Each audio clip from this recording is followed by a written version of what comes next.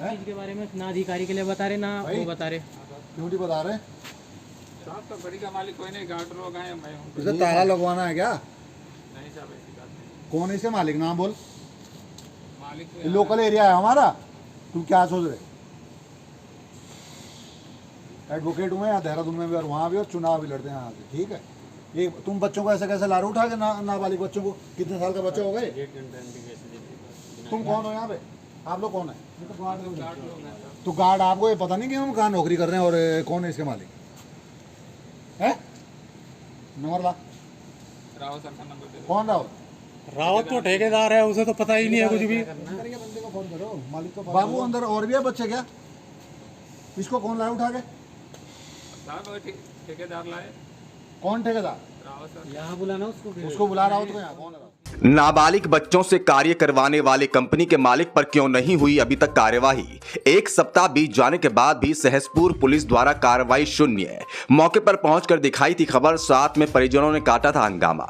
आपको बता दें कि लांगा रोड स्थित इंडियन एक्सट्रूजन्स नामक कंपनी में नाबालिग बच्चों से कार्य करवाने की बात तब पता चली जब एक विकास नगर से बच्चा लापता हुआ और किसी और से मिली जानकारी के माध्यम से लांगा रोड स्थित एक कंपनी में जा पहुंचे। जब वहां पर तैनात कर्मचारियों से पूछा तो हैरान करने वाले जवाब मिले। परिजनों ने मौके से ही फोन कॉल के माध्यम से उत्तराखंड समाचार की टीम और सामाजिक कार्यकर्ता एडवोकेट गंभीर सिंह चौहान को कॉल किया। सूचना मिलते ही हमारी टीम मौके पर पहुंची। पूछताछ की गई तो कोई भी कंपनी के मालिक का नाम बताने के लिए तैयार नहीं था और ना ही साथ में कार्य करने वालों का कोई डेटा रखा गया था। नाबालिग बच्चे से पूछा तो बताया कि मेरा फोन बंद करवा दिया गया और मेरे से कोई भी दस्तावेज ना लिए ना ही देखे गए।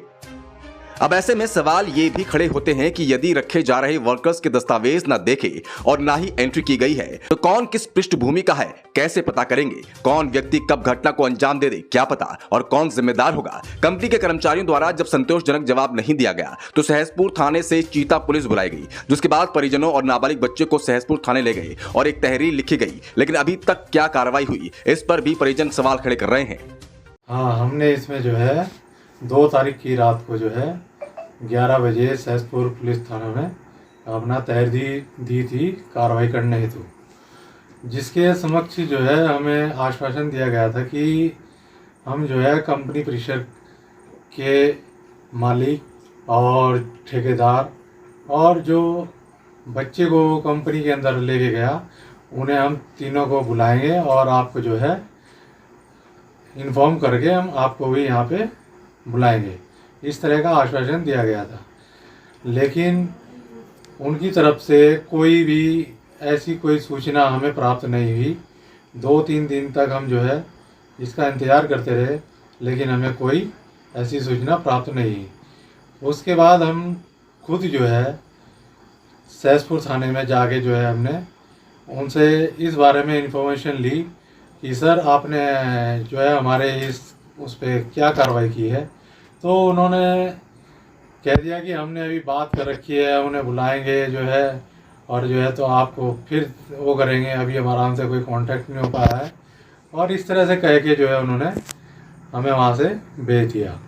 उसके बाद फिर अगले दिन फिर मैं वहाँ पे गया, मेरी वहाँ पे सारी बातचीत हुई उनसे दोबारा फिर उसी तरह से, और उन्होंने कहा कि कंपनी परिसर के जो मालिक हैं उनके खिलाफ़ हमने जो है चालान जो है 10,000 रुपये का चालान काट दिया है और ठेकेदार और जो लड़का उसे लेके गया है उनका भी चालान हम करेंगे। उनसे अभी हमारी कोई वार्तालाप नहीं हो पा रही है, इस वजह से हम जो है अभी रुके हुए हैं। जैसे ही वो उनसे वार्तालाप होगी हम आपको भी इन्फॉर्म करके बुला लेंगे। तो इसमें जो है पुलिस प्रशासन कार्रवाई तो कर रहा है, लेकिन इतने दिन होने के बाद समय इतना निकल गया है, 3-4 दिन हो चुके हैं, लेकिन कोई ऐसी वो कार्रवाई नहीं हो पा रही है जिससे कि हम संतुष्ट हों। नहीं, हमने उसी रात जो है हमने तहरीर लिखवा दी थी, अपने हाथ से लिख के दी हुई है, जिसमें हमने अपना कॉन्टैक्ट नंबर वगैरह सब दिया था, जिसमें हमें आश्वासन दिया था कि हम इस पर कार्रवाई करेंगे। हमारी यही उम्मीद है कि इस पर जल्द से जल्द कार्रवाई हो और अच्छे ढंग से इसके ऊपर जो है एक्शन लिया जाए, जिससे कि जो है आगे भविष्य में ऐसी कोई गलती ना हो। वहीं जब उत्तराखंड समाचार पर खबर दिखाई गई तो लोगों की प्रतिक्रिया आनी शुरू हो गई।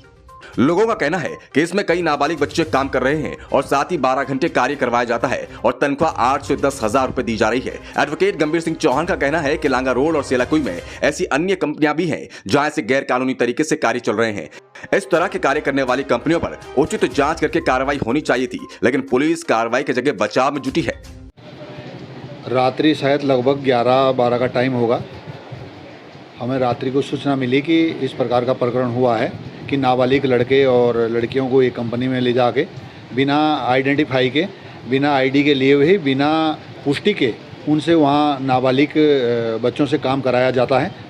और जब हम रात को वहाँ सैंसपुर पुलिस को हमने सूचित करा और सैंसपुर की चिता पुलिस आई वहाँ पे और मीडिया वाले, उत्तराखंड समाचार की टीम वहाँ पे मौजूद थी। तो जब हमने कंपनी में प्रवेश करा तो वहाँ पे हमने उस नाबालिग बच्चे की, जो जिसके परिजन थे, हमने उसको बरामद करा वहाँ से। उसके बावजूद जब हमने वहाँ कंपनी के मालिक का पूरा डाटा और वहाँ गार्ड से जो भी वहाँ उनके बाबू वगैरह क्लर्क थे, और वो मतलब कोई सच्चाई बोलने के लिए तैयार नहीं कि कौन मालिक है और कौन यहाँ पे इस प्रकार की गतिविधियाँ कर रहा है। तो वो सारे टाल मटोल करने लगे। हमने रात को ही इसमें परिजनों से एक तहरीर दिलाई थी उसी दिन सैंसपुर थाने में, जिसमें सैंसपुर थाने के जो इंचार्ज है, मेरे को दुर्भाग्य और कष्ट हो रहा है बोलते हुए, दुर्भाग्यवश उन्होंने मतलब ऐसा स्टेटमेंट दिया है, अभी जो परसों में मीडिया में पढ़ रहा था, कि परिजनों की कोई भी तहरीर नहीं आई है। जनाब देख तो लो, जो रात को आपको जो तहरीर दे रखी है वो तहरीर किसने दी है? आखिर चौकी इंचार्ज का इसमें क्या है और थाने का क्या इतना वो है इसमें मिली भगत, जो आप इतना बचाव कर रहे हो कंपनी का, या किसी नेता के या किसी प्रतिनिधि के दबाव में हो? मेरा कहने का औचित्य ये है कि जिस परिजनों के साथ, जिनके बच्चों के साथ इस प्रकार का व्यवहार हो रहा है और इस प्रकार की घटनाएं हो रही है, आप भाई संज्ञान में लीजिए।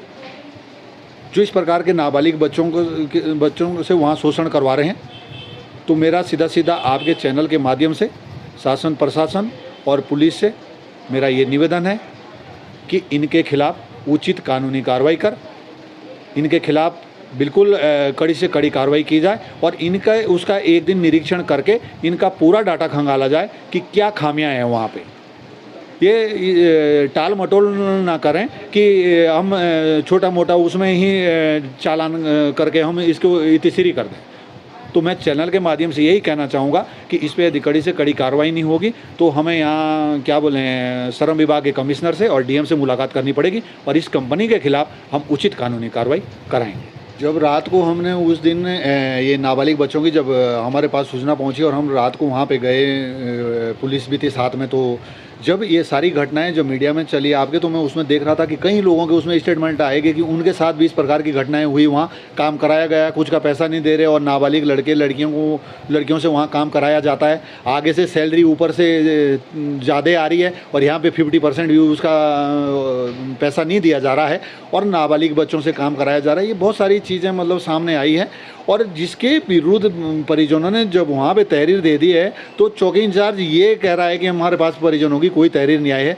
तो ये बड़े ही एक कष्टदायक और दुर्भाग्यपूर्ण का स्टेटमेंट है चौकी इंचार्ज का। मेरा चौकी इंचार्ज से ये निवेदन है कि आप इसमें इनके खिलाफ उचित कार्रवाई करें और नहीं तो हम यहाँ पे उच्च अधिकारियों से मुलाकात करेंगे, जो ऐसे कंपनियों के खिलाफ बल्कि पूरा एक मुहिम चलानी चाहिए। सेलाकुई और ये लांगा रोड में एक बहुत ही ज़्यादा इस प्रकार की घटनाएं हो रही है कि आगे से सैलरी ज़्यादा आ रही, किसी की 30,000 आ रही, किसी की 25,000 आ रही, किसी की 20,000 आ रही और यहाँ पे 8-10 हज़ार में काम निपटा रहे हैं। तो इनके खिलाफ एक बड़ी एक मुहिम चलानी चाहिए सरकार को, शासन प्रशासन को, कि नाबालिगों से क्यों काम करा रहे हैं और जिनका आगे से जितना वेतन मिल रहा है, जो प्रतिदिन का जो एक श्रम विभाग ने वेतन तय किया है, उसके हिसाब से इनको वेतन मिला जाए, नहीं तो ऐसे कंपनियों के खिलाफ कड़ी से कड़ी कार्रवाई की जाए और इनको बंद किया जाए।